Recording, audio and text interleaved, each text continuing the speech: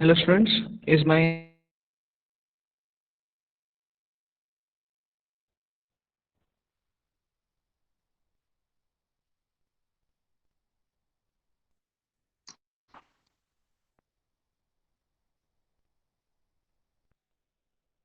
hello students, am I audible?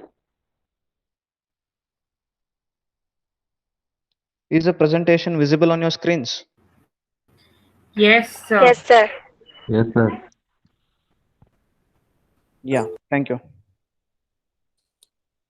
So as you can see on the screen, we are starting with module 2 of services marketing. So if you are having any doubts in module 1, so you can please contact me later. So we are starting with the module 2 now. So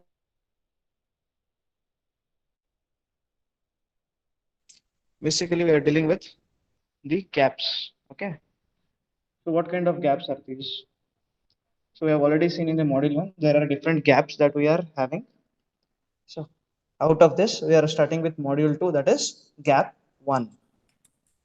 Okay, gap 1. So what is gap 1?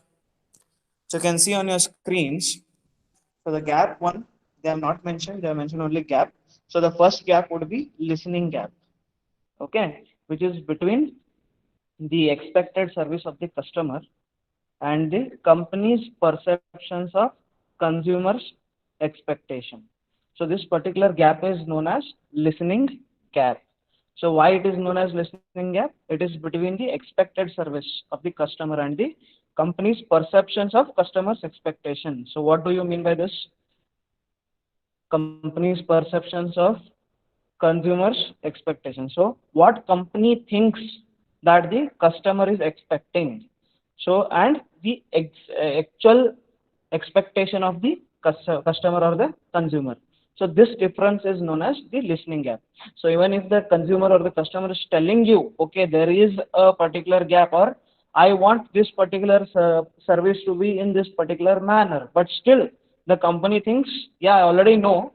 So the company will not listen to him or is not ready to listen to the consumer. So this is what is the listening gap. And this particular model, what you are seeing on your screens, is known as GAPS model of service quality, which is one of the very important uh, model. So what you have to do is, so be thorough with this particular model, the throughout the whole thing basically. So it can be asked for 7 to 10 marks in a final examination. So you have to draw this and you have to write all the gaps and explain all the gaps. So gap 1, gap 2, gap 3, gap 4. So gap 1 between what and what, gap 2 between what, and so on. So similarly, this particular gap model is very, very important. So this is subject is based on this particular gap model. So the first chapter told you, so what is gap model and what are the different gaps.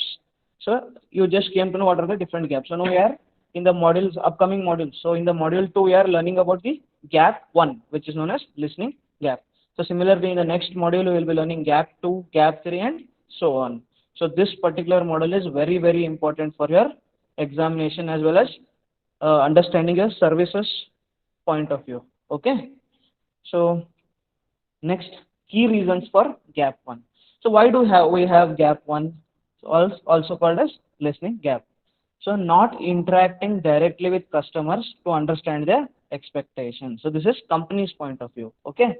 So company is not directly interacting with the consumers or the customers to know or to understand what they really want or what their expectations are. So this is the first one. Second one, unwilling to ask expectations. So even if they are interacting with the customers, they don't want to ask, or they forget to ask what the expectations of the customers were. And next one, not attempting to understand customers' perceptions. So in the sense, so you are not ready to find out what customer is thinking about the service what they are about to receive. So this is what is very important. So these three are the most important things. Not interacting directly with the customers to understand the expectations, unwilling to ask questions to the customers about their expectations, and not attempting to understand customers' perceptions. So these are the major ones. There are furthermore which I'll be discussing now. So in that later part, we are having inadequate marketing research orientation. So each and every customer will not be willing to contact the company or the any company representative for that matter. So as a company, you need to have marketing research. So here the first point is inadequate marketing research orientation. So what do you mean by this? So if you are not having good marketing research about your service, then that will be a issue. So under that we are having insufficient marketing research. You are not doing full research. Okay. Next one is research not focused on service quality. So you are doing research, but you are not focusing on the service quality part of the service delivery. Okay. And next is inadequate use of market research. So you are having a marketing research team, but still you are not utilizing them properly so that you are getting relevant data so that you could improve your service quality and in the delivery process basically. So next would be lack of upward communication. So what do you mean by upward communication? We'll just see now. Okay. Lack of interaction between management and customers. So broadly we just saw not interacting directly. So here it says lack of interaction between management and customers. Second one, insufficient communication between the contact employees and managers. So insufficient contact or communication between the contact employees. So here contact employees means I have already told you the people who are providing the service first hand at the place where the delivery is being where the service is being produced. So those particular employees are known as contact employees or the employees of a company who are directly in touch with the consumers or the customers are known as direct contact or direct contact employees. Okay, contact employees and managers. So those people will may come to know or will be knowing what is the problem, but the managers are not ready to listen to them, or there is no communication between those people who are delivering the service and the managers or their managers. So next, coming to too many layers between contact personnel and top management. So if there are many layers in the sense there are many departments or the many levels in between the top level management and the service delivery employees. So in that case also, if the employees try to communicate also, it goes to a certain level and it may not reach the final top level management who are the people capable of taking the decisions on the changes or the change in service delivery process. So these people, if there are many layers in between, the point which is being made by the service employees may not reach the top level management.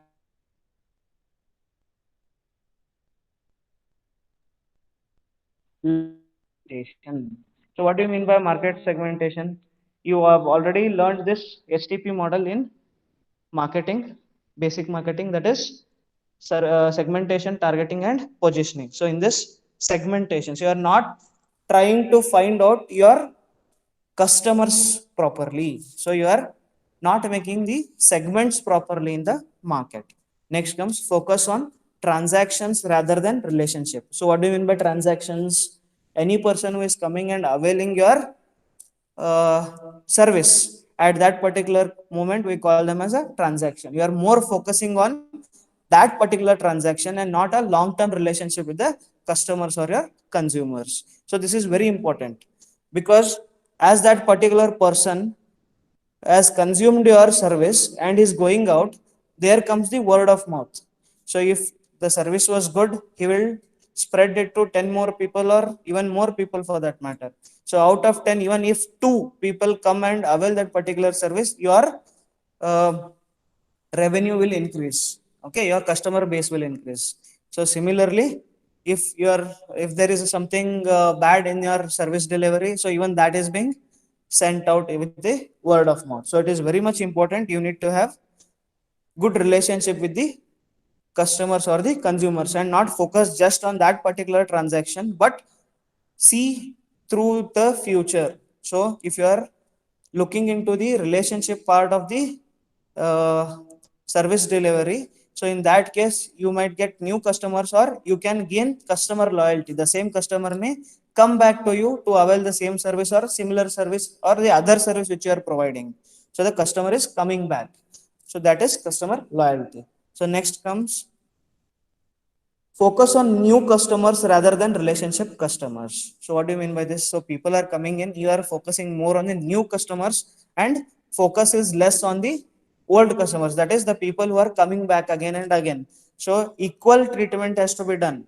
So new customers, yes, well and good, you are treating good, they will come back. But when they are coming back, you are not treating them well. That will not help you retain those customers again. Okay, so they will think that, okay, first time this particular person gave me such good service, what happened to him when I am coming back? So if that is the mentality, then again they go to your competitors or somewhere else, or they'll not come to you basically. So you have to focus properly on both the new customers as well as the old customers. Okay, so next, inadequate service recovery. So what do you mean by service recovery? We'll see now. Lack of encouragement to listen to customers' complaint.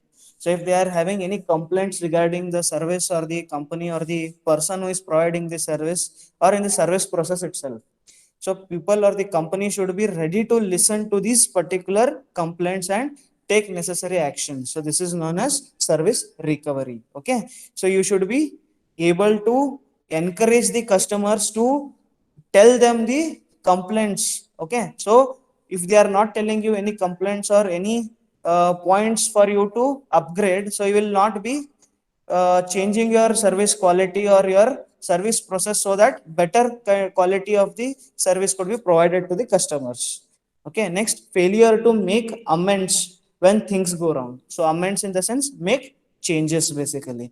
So you are not ready to make changes if something is going on wrong and you already know, but still you are not ready to change it. Okay, so at that time also it comes under inadequate service recovery. Next is, no appropriate recovery mechanisms in place for service failures.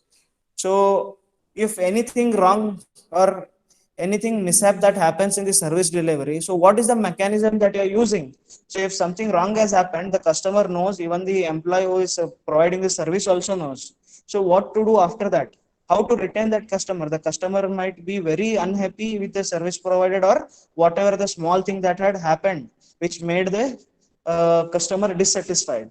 So what is the mechanism? So what are the points to be made when this particular thing happens? So if you are having that mechanism in place, if something wrong happens, suddenly the the person who is providing the service should know what he has to do, so that the customer is not that much dissatisfied as if something is not done to recover it.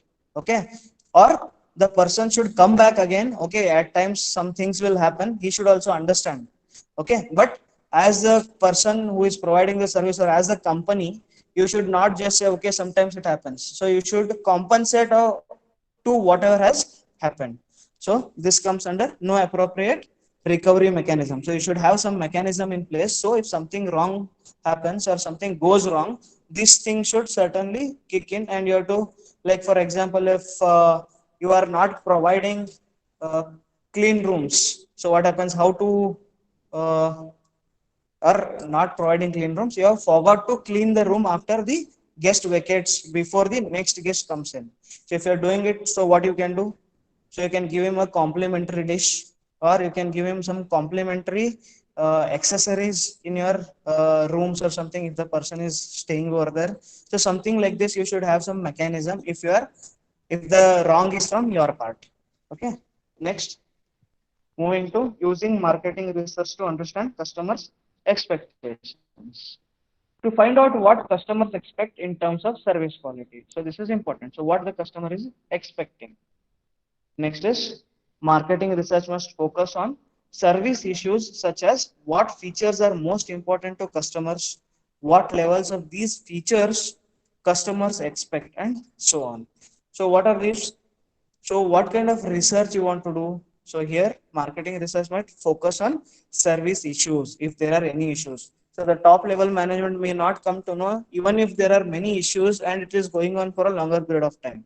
But the research should be focused on all these things. If there are any issues, that has to be brought in notice to the top level management, or the person who is capable of taking decisions or who is authorized to take decisions. He should know what are the issues from the customer side and what features the customers are basically looking into your service, why the companies like the customers are coming to your company to avail that particular service. There might be many other companies, right? Why they are coming?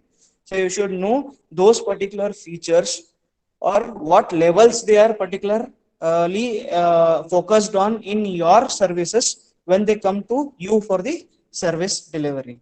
Okay. Next, move into research objectives for services. So we just came to know one of the problems which we were encountering is improper or improper research. So what do you mean by improper research? So if you are still, there are two things. One, you are not having, or you are not doing any research only. The second one is, even you are doing research, you are not focusing on the areas which you have to focus to get the output so that you could excel in your service delivery. So some of the objectives of services, we are research services. Okay, so we are moving to the objectives of research in service. So first one, to discover customer requirements or expectations for service. In the coming classes, we are seeing the same thing in the past three slides, that to know the customer's requirements or the expectations of the service from the service provider. Next is to monitor and track service performance. So whether the performance is up to the mark, whether the employee is delivering the service, is maintaining the right process, whether he is using the right materials what is given by the company, or if it is a kind of a franchise, so whether that particular franchise is delivering properly or not, they are using the adequate materials as given by the company or not. So all these things to be taken care. So we have to monitor and track the service performance. Next, moving to identify dissatisfied customers so that service recovery can be attempted. So if you are getting the data when the people are coming in, what kind of services they are availing from you, and what is the frequency what that they are availing from you. If you are having this information, you can find out. So if a person or the customer is coming to you in a regular interval or in a specific interval of time, and he has skipped now, or he is not coming for 2 to 3 consecutively that particular time period, he has skipped. So you'll come to know that the customer has some issues. So you should try to find out what has happened. If the customer is dissatisfied with any of the services, whether he had any issues with the service that had happened. So all these things you should find out, and you have to try to rectify them so that service recovery can happen. What is service recovery? You can get that customer back to your company as a customer. Okay. And the next one is to discover customer requirements or expectations. Again, we are coming to expectations. Find out what the customer thinks. Next is to assess overall company performance compared to competition. This is very much important. So as you are doing a research, you should find out how you are doing when compared to your competitors. So what are their processes? How well they are coping up with the people who are providing the services. So whether the service delivery is good, or the recovery process is good, or the quality is good, what is good? Like, you have to compare yourself with your competition. So even their research is required. Next, to assess gaps between customer expectation and perceptions. So is there any gap what the customer is thinking that he'll be getting and what he's getting? So are there any gaps in between our service delivery process and what we are thinking? As a normal company, you think you are doing good only. So after doing this all research to find out any issues are there in the process what we are uh, putting in place, so we will get to know, is there any gap? Okay, so finding out gap is very, very, very important to gauge effectiveness of changes in service. So if you have made any changes in the process of service delivery, so again we have to find out whether it is effective or not. It is having any effect on the consumers or not, whether they are coming back, they are satisfied. So there are many ways we will discuss in the coming classes.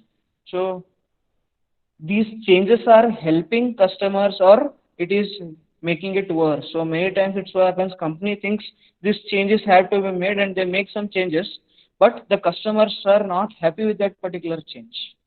But the company thinks they will be very happy and satisfied on making these changes. So we have to be very specific and find out whether these particular changes are affecting positively or negatively, and you have to take care whether you have to change it or bring it back to the original. Okay. Next is to appraise service performance of individuals and teams for rewards. So if a person is doing good in your company, what you have to do? You have to find out such person or such teams and reward them. Why? Reward is a form of encouraging the employees to continue the good work what they are doing. Okay. So here what we are saying, find out such people who are improving the quality or maintaining that quality that customers are satisfied. It might be an individual or a group of people who is called as a team. So find out such individual or such teams who are providing such good service delivery throughout or for a longer period of time. So if you reward them, they are motivated to do so or to continue or to excel that particular service delivery. So if they are excelling, it's very well and good. If they are still maintaining, it is also good. But it should not deteriorate. It should not come down. The service quality of the delivery should not come down anytime. Okay, it should maintain or it should go higher than that. It should not come down. So if you are rewarding the employees, it is you are basically encouraging them to continue the service, or you are telling them that as a company we are noticing your work and you are doing well, so only this particular reward is being given to you. Next, to determine expectations for a new service. So if the company is coming up with new service or want to start a new service, so even those will come to know, or you are already the customers who are there, they can tell you what they are expecting with the new service. Okay, so if you are coming out with, so even that will help you, even research will help you to find out whether the expectations of the customers in terms of new services that you are bringing are adequate or not. To monitor changing expectations in an industry, this is very, very much important. So if the company is a very old one and they still think that whatever they have done to satisfy the customers still holds good till today, may not be true. The people and the thinking of people as well as the expectations change regularly. So what you have to do? You have to keep on continuously researching after a certain period of time whether the expectations have changed or not, whether the people are expecting more or not. So these things are very much important. So for example, I'll give you Apple iPhones. So they were coming up with new and better technology with each and every new model what they brought out. But recently, after the demise of the owner as well as founder, what happened? The expectation was high, but the company is not able to meet the expectations of the customers in terms of the technology what they are giving to the customers. They are changing the cameras, they are changing the looks, they are changing the size, but not in terms of technology what the people are expecting as Apple has thought from longer period of time to the people. So if Apple comes up with the phone, that means there is something new thing that has come. But presently that is not happening. So they are facing a huge issue in the market. People are trying to move to some other brands than Apple. Okay, just as an example I gave you. Then to forecast future expectations. So it may so happen that people might be expecting in terms of mobile phones and all, or in terms of service. So people might be expecting, okay, if this comes, it should have this, and this facilities. So just for an example, take a mobile phone or your telecom service provider. So now 4G, we are using 4G. So next upcoming is 5G. So people are expecting a lot on 5G. The data speeds would be so high. I can use this. The gaming will not lag. The download will be very fast. The uploading also will be very, very fast. So such expectations would be there when you are trying to give a new service or bring in a new service. So in future, if you are planning to do so, so what are the expectations of the people if you are coming up with a new service, or in future what people are expecting? So these are the things which are very, very much important. Once if you start doing a research, these all things to be taken care of. Not all, but as per the industry that the people or the company is in, which kind of service they are providing. Based on all this, you have to at least take 5 to 6 of these and try to find out what the customer is expecting, whether the company is delivering it or not, and how the parameters are, whether I have the contingency plan if something goes wrong, if do I have a mechanism to solve it. So am I doing sufficiently well to get back my customers if they are dissatisfied or not, which is also very important again in terms of uh, revenue. So which is also called as service recovery, which I had just explained. Okay, so these things are very very much important. Next, moving to criteria for an effective research program. So what are the criteria? You just saw the research objectives. What are the objectives? Now moving to the criteria for an effective service research program. So what is the first one? Includes both qualitative and quantitative research. So marketing research is not limited to surveys and statistics.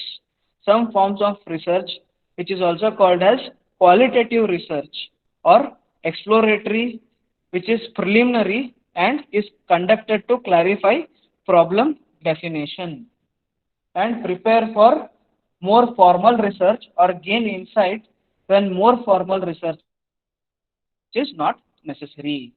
So it is the preliminary research or exploratory research where we are getting information or the preliminary information so that we can improve our research capabilities in the next research process.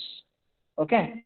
So now coming to quantitative research. Quantitative research in marketing is designed to describe the nature, attitudes, or behaviors of customers empirically and to test specific hypotheses that a service marketer wants to examine.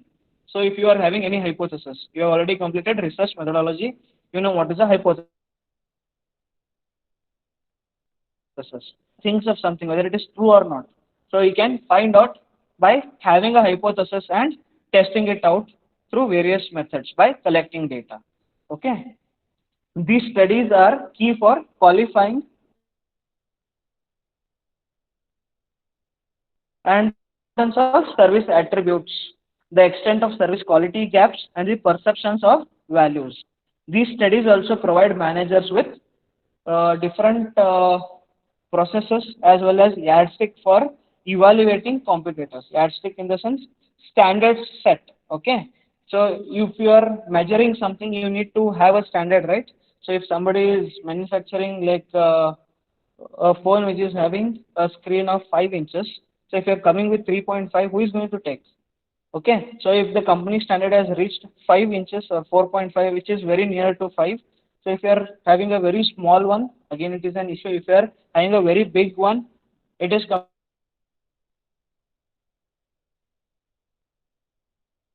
to an issue. So you should know what our competitors are doing as well as what we are doing.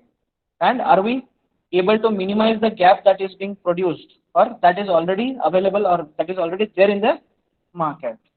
Okay, next coming to includes both expectations and perceptions of customers. So you can see on the screen some things are in bold. So these things are very, very much important. The first one, qualitative and quantitative research. Second one, expectations and perceptions. Okay, expectations and perceptions. In evaluating service quality, customers compare what they receive, they get in a service encounter with their expectations.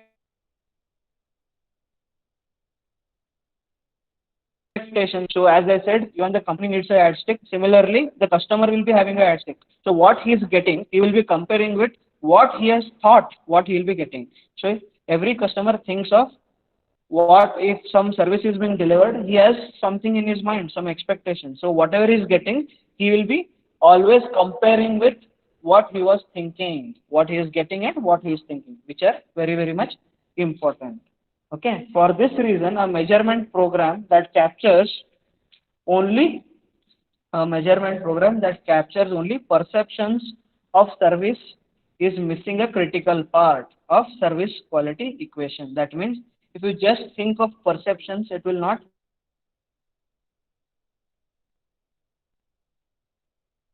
Well, companies need also to imperfect measures to find out customers' expectations. So there are many different ways in measuring the expectations of the customers. So first one, basic research that relates to customers' requirements, that identifies the service features or attributes that matter to the customers. So there will be some attributes or the features for which the people are coming to you as a company to avail that particular services, can be considered expected service or expected research. So these things you have to try to find out what the company or what attributes the customers are looking in, so that they are coming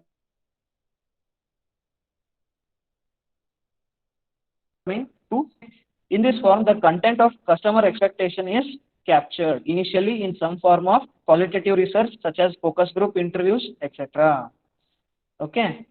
So this is very much important. So you already have studied research. So that's a part which is using focus group. So what is focus group? You are calling different people and you are asking them questions related to your service delivery or the service process or features and so on, whatever information you want to get. And getting that particular information will help you in making the process better. Okay, next is balances the cost of the research and the value of the information. So companies should balance the cost of the research. So whenever they are doing the research, they should find out whether the cost what is being incurred by the company for the research process, whether it is of same value or the value is exceeding the cost that I am paying. If you are paying a huge cost and the information that you are getting is not adequate, that means you are failing. You are not doing a good job because you are paying more and getting less. Okay. So with this, I'll tell you an assessment of the cost of research compared with its benefits or values to the company is another key criteria. Key criteria. That means just now I told whatever amount of the money you are putting in the research and the information that you are getting, the value should match or you that you are getting. Okay. One cost is monetary, including direct costs to marketing research companies, payments to respondents, and internal company costs incurred by employees collecting the information. And the next one is time. Time costs are also very, very much important, including the time commitment needed internally by employees to administer the research and the interval between data collection and availability for use of the firm. So what does this mean? So if the research is internal, you are employing your own employees to do this particular research, then they have to leave their usual work and they have to come and do this particular research.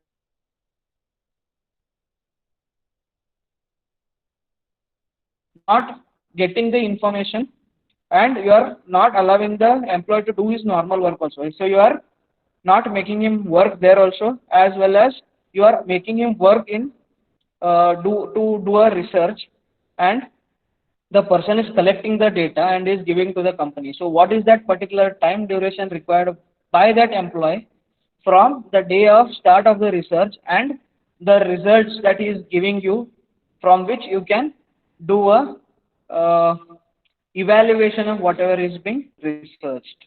So at least at this particular time, the employee is foregoing his work there and he is utilizing his time from the company in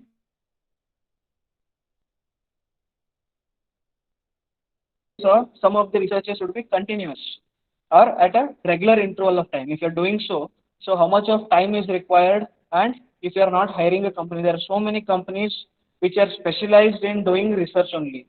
Okay, research oriented companies. So people or the companies go to them if they want a very expert person to do, or if he is okay with the capabilities of the employees that he is having, he can pick some employees and ask them to do a research internally.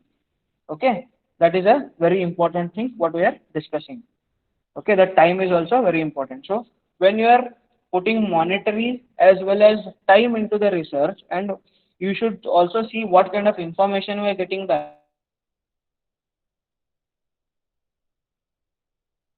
whether if you think it is not matching, then you are doing some mistake or you are not utilizing the resources properly. Next comes includes statistical validity when necessary. We have already seen that research has multiple and diverse objectives. We just saw some 8 to 10 or even more objectives. These objectives determine the appropriate type of research and methodology. So based on what kind of research, I mean, topic you are taking or the objective you are taking, the type of research varies. The underlying objective of this type of research is to allow contact people to identify specific action items that will gain the maximum return in the customer satisfaction for individual based on the type of the objectives you are giving a type of research.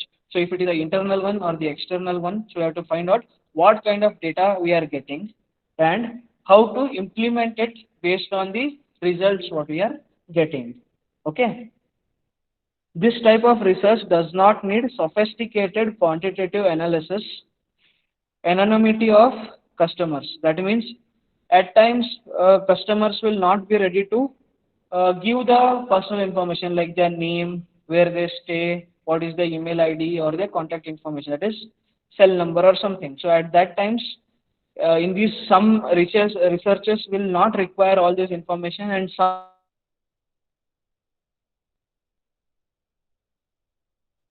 So the people who are not providing, then you are having a chance of getting the right answers or the true answers basically. Instead of writing telling right answers, truth from the customer. So if you are giving them your like if you are asking them phone numbers or their contact details, they may think that okay, they may contact me later, so I should give them a rosy picture only, even if it is not so rosy. Okay, so if even if they are having any issues, they will not talk about that particular issue if you are collecting the personal information of them or contact details of them.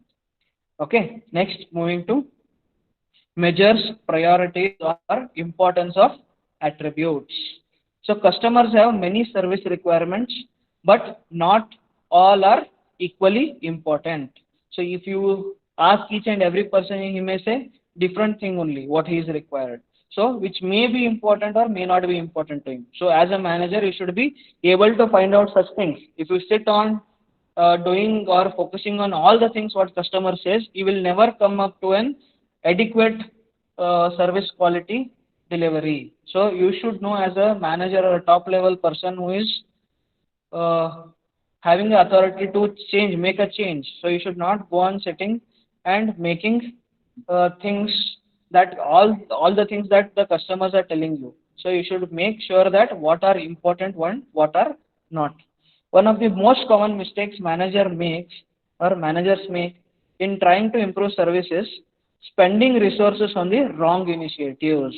So if you think that is right, and but if it was wrong, so you are wasting that particular resource. Okay, only to become discouraged because customer perception of the firm's service does not improve.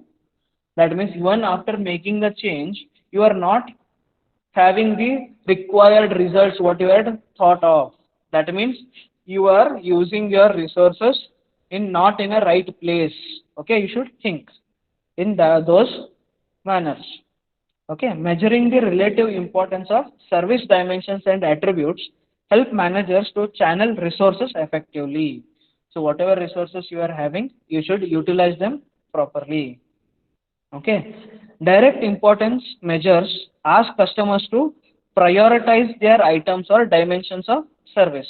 That means we are asking them to rank, okay, in a particular order. So if they tell 10 things that they want, we should ask them, rank them, which is the first one that you require, second one, third one, and so on the 10 items. So the top ones which are very much important to the customers, you will get to know. If you just ask them, they'll give you some 10 points and you cannot focus on all the 10 points. So you have to focus on first 3 or 4 points first, which is very much important to that particular customer, those particular attributes. Okay, so it is very, very much important that they should rank those particular attributes that they are willing to get from our service from rank from 1 to 10. They should rank it so that we'll get to know which are the top ones which they are expecting the most. Okay. The next, indirect important measures are estimated using the statistical procedures of correlation and regression analysis, which show the relative contribution of questionnaire items or requirements to overall service quality. So if you are having a questionnaire, when you are getting the information from the customers or the consumers, so there are statistical tools like regression and correlation, which will tell you how much part or what is the weightage basically of that particular attribute in the total service delivery. Okay, that's why these things are very, very much important. So there are direct importance measures and indirect importance measures. So direct are very important, and for all the measures we should ask the customers to rate the attributes from which they think which is very, very much important to the least one. Okay. Next is occurs with appropriate frequency.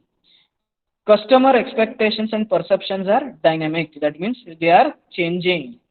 Companies need to institute a service quality research process, not just do an isolated study. So if somebody is gathering information, you can just take it and do it. That will not help. You should go to the market in a regular interval of time, gather the information, then analyze it. Okay. A single study of service provides only a snapshot view of any one moment in time.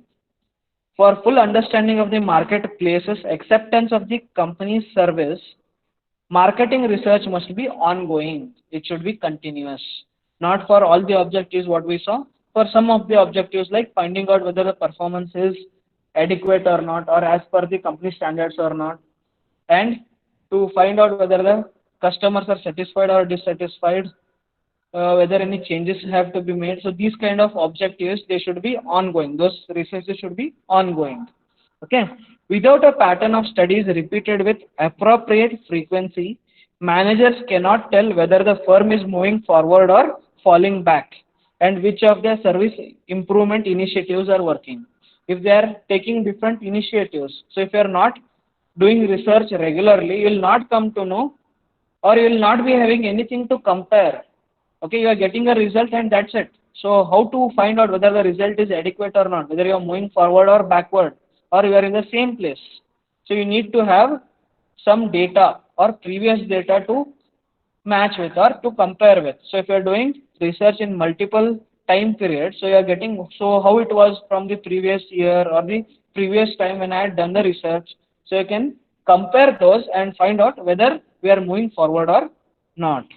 Okay, this is very, very much important. And the type of objective tells you what is the frequency of doing that particular research. Once in a month, once in a quarter, once in like half a year, or once a year. Depends on what kind of objective you are looking into. So we have already studied the cross section as well as longitudinal study. So what kind of study you have to do? You have to do a cross sectional study or a longitudinal study based on your objectives that you are going through. Okay. And the last one includes measurement of loyalty, behavioral intentions, or actual behavior. An important trend in services research involves measuring the positive and negative consequences of service quality along with overall satisfaction or service quality scores. So it is very much important to measure both the positive as well as the negative consequences of the service quality. Among the most important generic behavioral intentions are willingness to recommend the services to others and repurchase intent. So what do you mean by this? So if somebody is talking that, okay, I want to have this particular service. So if you are already availed of, if a customer has already availed a particular service from your company, he should be ready to tell that particular person that this particular company is providing this particular service that is willing, as well as in a very adequate manner and in a very good way basically. So if that is the case, then it is very, very much important. You are in a positive direction. Okay, that's a positive word of mouth. Or even if the same customer, if he is willing to come back, so you are retaining the customer, and which is also called as a repurchase. He is coming and purchasing the service again. Okay, so similarly in the negative part, so again word of mouth, he may repel many of the customers who wanting to pursue or have an service from your company. If he listens that, okay, I want to have and I'm going to this company, many people or that particular dissatisfied customer may go and tell, okay, please don't go there. It is not so good. I have personally have taken that particular service and I'm very, very much dissatisfied with the service delivery. So what does that mean to the other person? He says, okay, why should I go when the service delivery is not so adequate or very dissatisfactory? So he moves to some other company.